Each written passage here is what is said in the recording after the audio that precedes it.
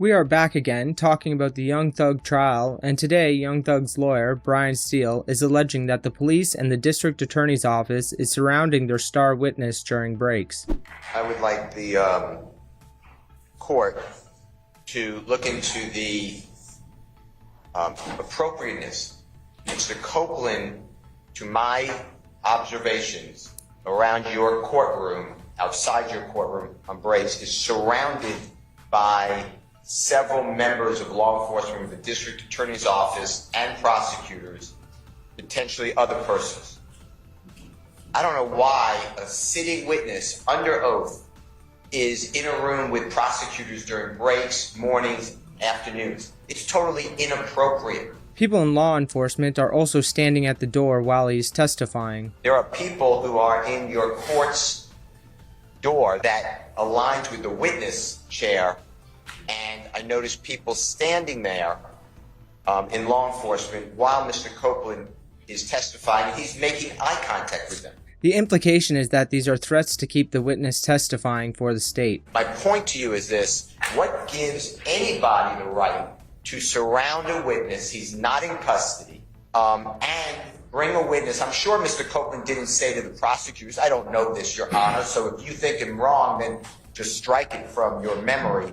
But I'm sure he didn't say, hey, you guys want to hang out in this room a little while? So I believe that he is being led on a tether by the prosecutors, and it is coercion. It is inappropriate. Brian Steele starts to get angry that this is allowed to go on and objects to their actions. So I am objecting to the tactics of the Fulton County District Attorney's Office. Our favorite corrupt judge, Judge Glanville, takes offense to this. I don't have any thoughts, so please don't put that in. Please don't put that in the ether. Okay, but that's what you just said, sir. Ether is okay. Clear. The court wouldn't do it. I wouldn't do it either. So why is it happening? I have no interest other than I'm a referee. Well, you're the referee who spoke with the witness without my presence. Mr. Steele, we're not gonna get into that right now. Well, okay? my point is, how is he being treated here? And why don't I have all this? And why is this going on? Brian Steele also points out that his client is getting railroaded by the justice system. He also accuses the judge of allowing the DA, Adriana Love, to accuse Steele of misconduct, and she tries to object. What an unfair trial for Mr. Williams. Think about it. If you were accused, Your Honor, and the judge met with this witness, with the prosecutor, and you sat next to me and Mr. Adams, you would say to us, what kind of case is this? Now he's being surrounded with all this law enforcement. My point is, Your Honor, we're going to object at this. I'm not going to be interrupted. Mr. Steele, hold on. No, but you're Mr. Steele?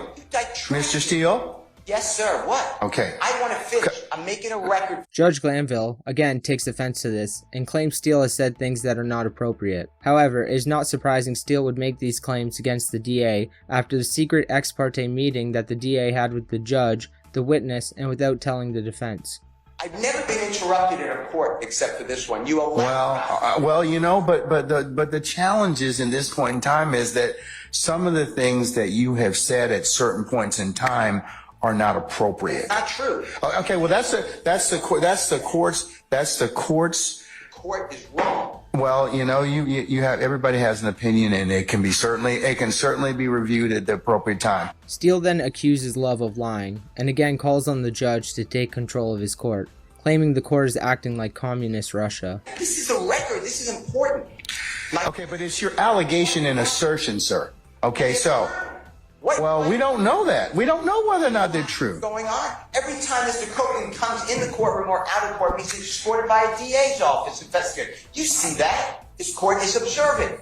You're not just sitting there in a cloud. You see exactly what's going on. You hear the prosecutor tell you, we were in a room with Mr. Copeland and he said these things. Why? Okay. Why do I have to bring up? You should be bringing it up. This is crazy. This is like communist Russia. Judge Glanville gets angry at Steele for accusing Love of misconduct. Oh, but you've also accused her of hold on. You have accused her of misconduct as well. And remember what I told you about your professional responsibility. Remember what I told you about your. And she's gonna take me down as opposed to you. So when I start talking, stop talking, please. Okay? Judge Glanville then claims Steele has no evidence Love has lied or committed misconduct. Ms. Love has intentionally lied to the court numerous cases. You do nothing. Hold on. Let him finish. See, this is Mr. Steele. This is exactly what I'm saying. You cannot. It is not a good idea to state that your brethren across the bar are lying. Okay, you don't, because you don't have any proof. If you have proof of it, then if you have proof, there's a mechanism in law and under the rules for you to submit that question to the Office of General Counsel and for an investigation to occur. Ironically, he says this after everything he has done. Stop all this. Remember I told you the world's watching you? They are. Steele calls what is occurring abuse, and the judge wants him to be the bigger person while downplaying the issues. Okay. I'm just making a point that this has been going on and it's abusive. That is my point. That's your assertion, sir. I am here to tell the court that from an objective, casual observer, could see what's going on here is inappropriate. Prosecutor Love then tries to get that portion of the testimony struck. Your Honor, I just ask that the court strike the portions of Mr. Steele's, whatever that was, to the court. Then they finally get back to the argument around police threatening the witness. Love's colleague comes up and argues they were not doing anything improper. We have not treated Mr. Copeland any different than we would treat any of our other witnesses in the state of Georgia. He is our witness. If he wants to be around us, he can. If he chooses not to, he doesn't have to be.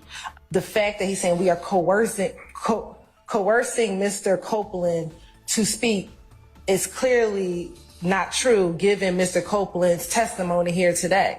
If we were coercing him to speak, he would answer my questions and I would not have to sit here and go in a back and forth and struggle with him. Judge Glanville then denies the call for a mistrial again. Are you again moving for mistrial, or did you make within your statement, did you ask the court for a mistrial? Yes.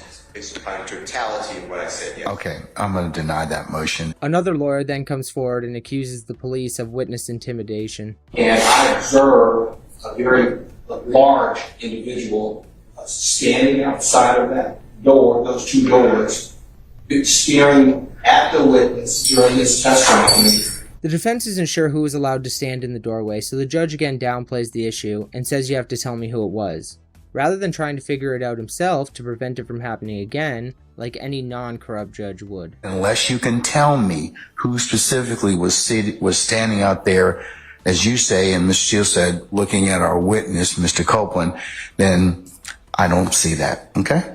The judge then admits someone was standing in the doorway, but says it is for security and security only, while the lawyer pushes back. I know it's a large individual too. There's plenty of large individuals. They're law enforcement, or we don't know. Law enforcement stand in that door for security posture, and that's the only reason that they're at that door. That there are many law enforcement that sit in both doors of this courtroom for that reason, and that reason only. A third lawyer then accuses the police of misconduct through intimidation.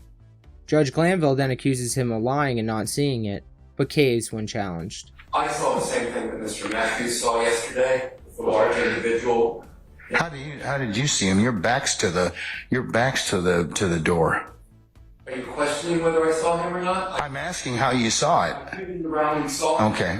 All right. This person yesterday was glaring through that glass for at least 10 to 15 minutes that I noticed, boring a hole into the witness. The DA and judge say they have no idea who it was, but take no steps to try to figure it out, even though earlier the judge says it was clearly only police for court protection. Just so that the record is clear, could they give more detail, because there's no member of the state that fits that. Yeah, I don't need. He was a gentleman yesterday dressed in black or dark clothing. That's what I saw. Also, yes, Your Honor, and I don't know. We don't know who they're talking about. As a result, Judge Glanville caves a little. I'll also ask Captain Kendall to ensure that only law enforcement are allowed back there in the vestibule. And now you are up to date with the accusations of witness intimidation on day 91 of the Young Thug trial. If you would like to see more updates or events, then please like and subscribe and leave a comment below as to what you think will happen in this case. And if you want to see the earlier claims of witness intimidation and just an absolute circus on day 88, click this video right here.